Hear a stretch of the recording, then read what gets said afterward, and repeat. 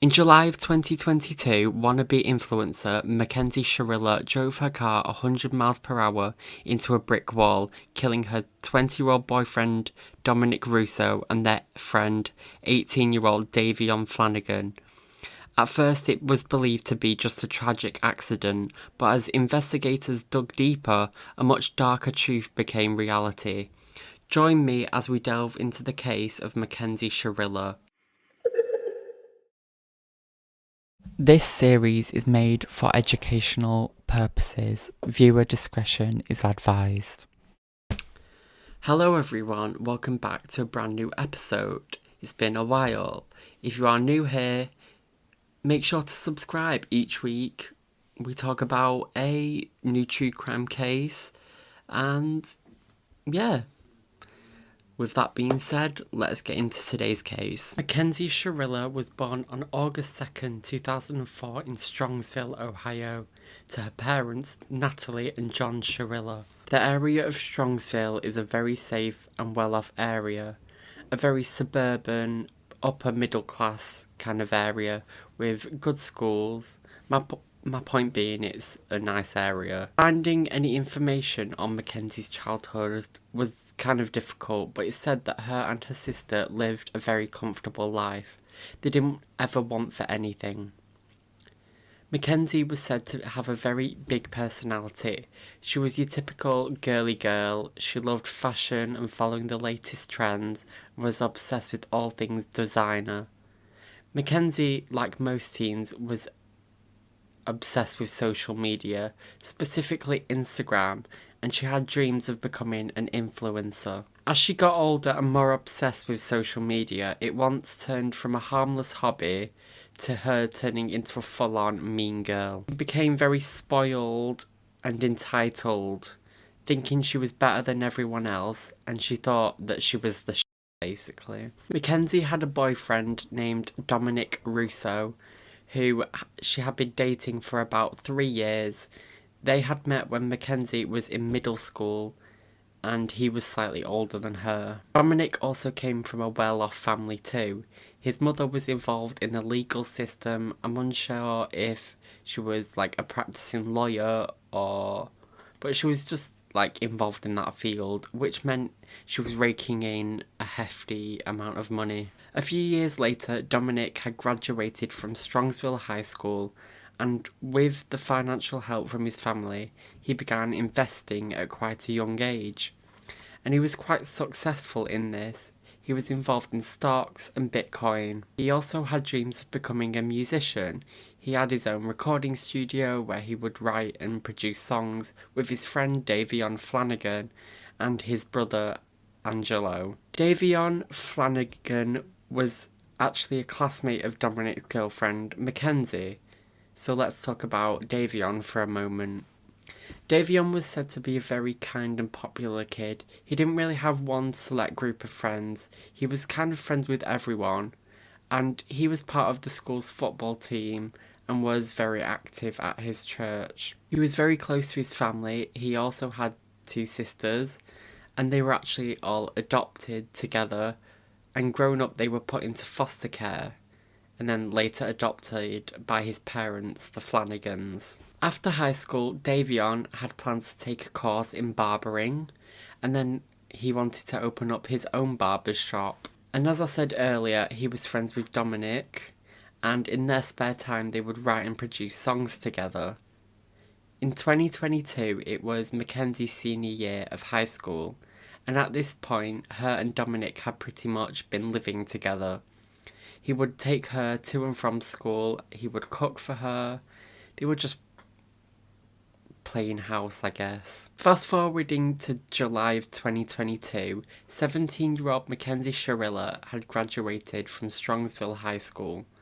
She was still extremely active on social media, constantly posting her outfits and posting with stats of cash and smoking weed. July 30th, all 3 of them, Mackenzie, Dominic and Davion, were all together and they were looking for a party to go to. They ended up going to a friend's house, but the party was a bit too tame for them, so they ended up leaving after about a half an hour. So following this, they made the journey to another friend's house, and all they pretty much did was sit there smoking weed, and then Mackenzie ended up falling asleep at about 1 a.m. Sometime early in the morning, all three left, with Mackenzie driving them in her 2018 Toyota Camry. Initially, Mackenzie only wanted to drive Dominic home, however, Davion didn't really have a ride home, so Dom managed to convince her to let him tag along. Jumping ahead to about 6:15 a.m, another motorist had come across a devastating scene. A car was completely destroyed in what appeared to be a single vehicle incident by the Progress Drive Business Park. This motorist called 911 and immediately emergency services were dispatched. From looking at pictures of the car, it almost looks like the car is almost broken in two, and the main damage was on the passenger's side, where the car had made the impact with the building. The car had hit the building on a corner and sort of spun out, and as I said, the impact was mainly on the passenger side, where 20-year-old Dominic Russo had been sitting. He was already dead when emergency services had arrived, but he was not the only fatality. 18-year-old Davion Flanagan had been in the back seat, and that also had been killed pretty much on impact. However, the driver, Mackenzie Shirilla, had actually survived the crash. Initially, she was unconscious, however, she did wake up and was able to respond to officers. After being freed from the wreckage, she was airlifted to hospital, where she was treated for multiple broken bones, which required multiple surgeries and a multiple-week stay at the hospital. When asked by police what had happened the morning of the crash, she claimed to have no recollection of the incident, which, I mean, I can't blame her for that. She was knocked unconscious. The police also had the difficult job of informing Mackenzie that both Davion and Dominic had not survived the crash, and it said that she was understandably very upset. Babe, what'd they tell you? Nothing. Okay, she was life flighted here. Yeah.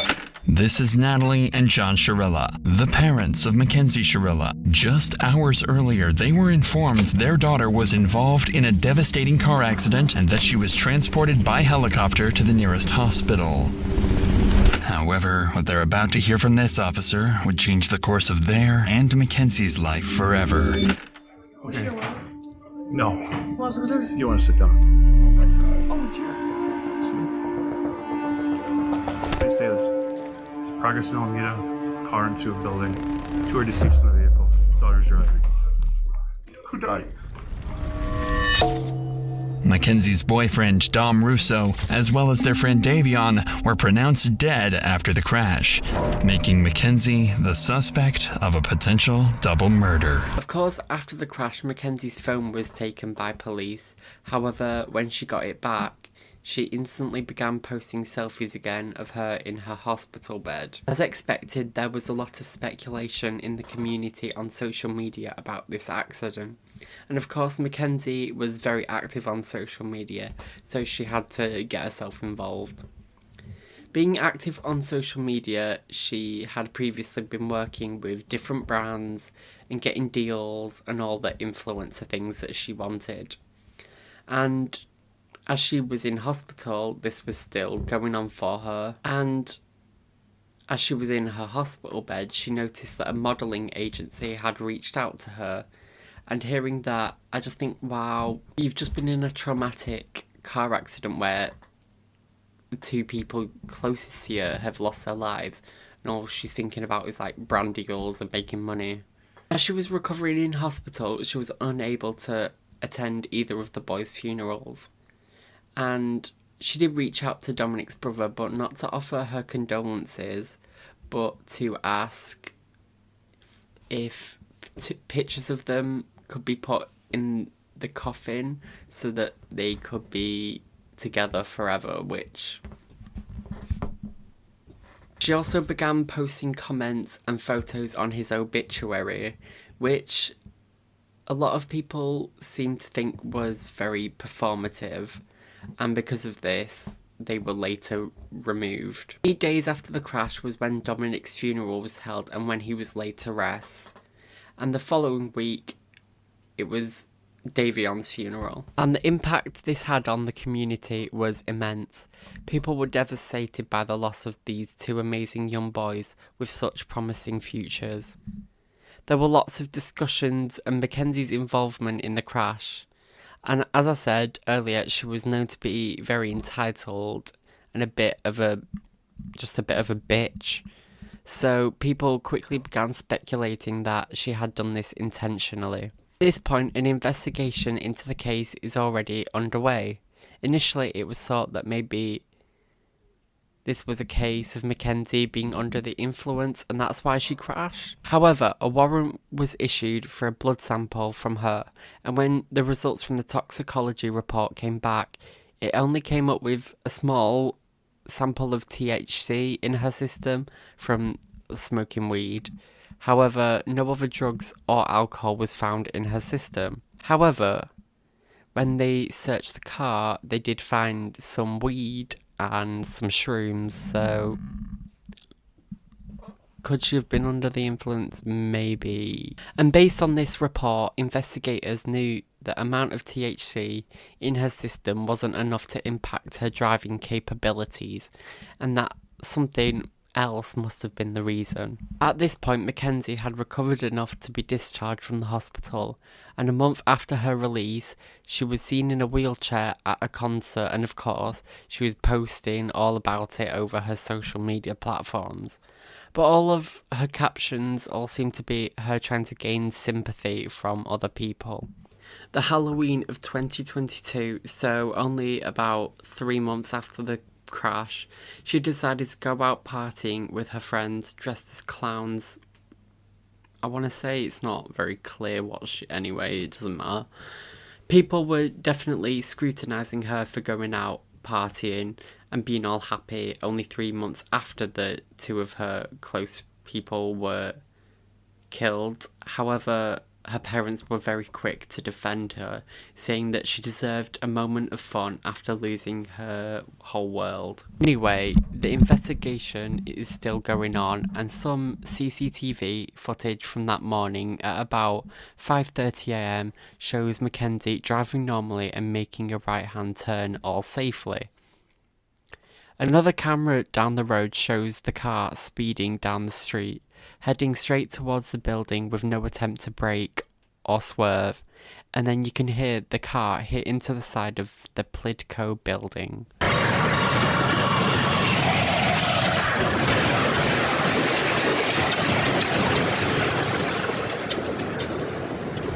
Information from Mackenzie's car data recorder showed that her accelerator pedal was held down the entire way for a whole 8 seconds, reaching 100 miles per hour with no attempt to brake. A forensic mechanic later examined her car and found no faults. Nothing wrong with the steering, nothing wrong with the pedals, absolutely nothing. From body cam footage from the police attending the scene, they keep saying how this is the worst accident that they'd ever been to, and that there were no tyre marks, like the skid marks in the floor, like you'd usually have in a crash, so it was looking like maybe this wasn't an accident after all. The more the investigators looked into the evidence, the more they thought that this was intentional. And the more they looked into Mackenzie and Dominic's relationship, they found that it wasn't as pitch perfect as they had shown on social media. One of Dominic's friends was asked about the relationship and provided a video of an altercation between the couple where Mackenzie is seen making a ruckus while Dom is completely calm. Other witnesses said that she always liked to get her own way and was very petty, and even one time had threatened to crash her car. Another of Dom's friends was interviewed and told police that in July, just before the crash, that one time Mackenzie was driving with Dom and Dom had called his friend to pick him up because they had been arguing and that he didn't want to be around Mackenzie anymore. And this friend recalls hearing Mackenzie say, "I swear, Dom, I will crash this car right now." Other videos were found on Dom's phone showing other incidents between the two, where she was threatening him, not to mention the many images on her social media of her driving recklessly or under the influence. So, from investigators' standpoint, it kind of looks like Mackenzie Shirilla intentionally crashed her car into the wall at 100 miles per hour without any attempt to brake. She had previously made threats of violence towards Dom and even threatened to crash the car. And on the morning of July 31st, 2022, she seemed to follow through with these threats. On November 4th, 2022, 18-year-old Mackenzie Shirilla was arrested and charged with murder, aggravated vehicular homicide, felonious assault and drug charges. On July 19th, 2023, a pre-trial hearing was held to discuss any plea deals, but the defence was requesting a bench trial, which means that in the event of a trial, there would be no jury and that it would just be up to the judge. And this request was granted with her being charged as an adult. Some arguments here are that her Prada sliders that she was wearing may have gotten stuck, causing the crash, or the fact that the Toyota Camry had a history of uncontrolled acceleration issues, and that the two boys took off their seatbelts to try and help control the car. However, as I said before, the forensic mechanic found no issues with the car. Now, I'm not sure about the Prada sliders theory, but clearly there was no issues wrong with the car. Weirdly, Mackenzie's defence did not mention any of these in court, so I'm guessing these are just people's theories. Mackenzie's mother, Natalie, testified saying that her daughter had been diagnosed with pastoral orthostatic tachycardia syndrome, or POTS. I hope I said that right. Basically, passing out or getting dizzy from sitting or standing up too quickly. I don't know how that would affect her ability to drive, because she would have been sat down like the whole time. And no medical records were shown in court to confirm this diagnosis, so she could have just been making this up. The prosecution produced a lot of evidence, including her social media posts, indicating that she was probably high at the time of the crash, and also showing a lack of remorse for her actions. They also argued that Mackenzie was a very jealous person and that her relationship with Dominic was toxic, and suggested that Dom wanted to end the relationship, but the thought of not being together was too much for her and she decided to end their lives instead. After testimonies from experts such as the forensic mechanic and other professionals, on August 14th, 2023, the judge found Mackenzie Shirilla guilty on 12 different counts. 4 counts of murder, 4 counts of felonious assault, 2 counts of aggravated vehicular homicide, 1 count of drug possession, and 1 count of possessing criminal tools. It was so clear that the judge in this case did not like Mackenzie at all, and that's kind of a risky take when you ask for a bench trial. With a jury, you have multiple people, so you can kind of sway them, you can have more people on your side, but with a bench trial you only have to impress one person, so she fucked it for herself. And the judge was dead set on this being intentional and said that even if Mackenzie had intended to take her own life in this crash, it was irrelevant because it being a murder-suicide is not really a defence for murder. You can't argue, oh, I was trying to kill myself, as a defence to killing someone else. At the sentencing portion of the trial, both sides gave testimonies. Davion and Dominic's families gave heart-wrenching accounts, whereas Mackenzie's mother gave something. Hey, my name is Natalie Shirilla. I just want to say, am I allowed to address them at all? Sure. I just want to say to the families that I'm broken, sad, and lost, and my heart hurts for everyone, okay? Davion was her new friend, and Dom was the love of her life, and he was part of our family, okay? I'm just so sorry that this happened, and we're heartbroken.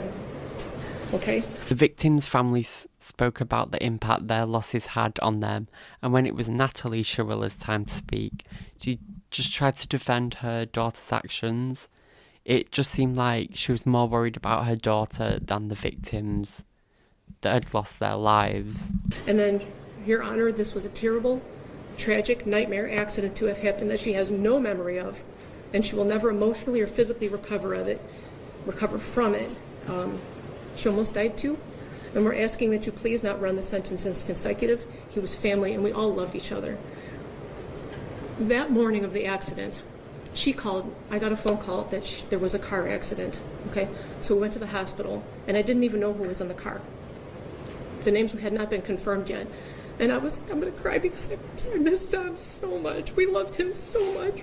Judge Nancy Margaret Russo, last name is just a coincidence, said, quote, "This was not reckless driving, this was murder." She morphs from a responsible driver to literal hell on wheels as she makes her way down the street. On August 21st, 2023, 19-year-old Mackenzie Shirilla was sentenced to 2 concurrent 15-year to life sentences, meaning she will serve a minimum of 15 years before being eligible for parole. That is all I have for this episode. I would really appreciate your opinions. Do you think it was an accident? Do you think it was intentional? I would love to hear from you. If you've enjoyed this episode, give it a like and subscribe, or a 5-star rating on Spotify, and I'll see you next week for a brand new episode. Bye.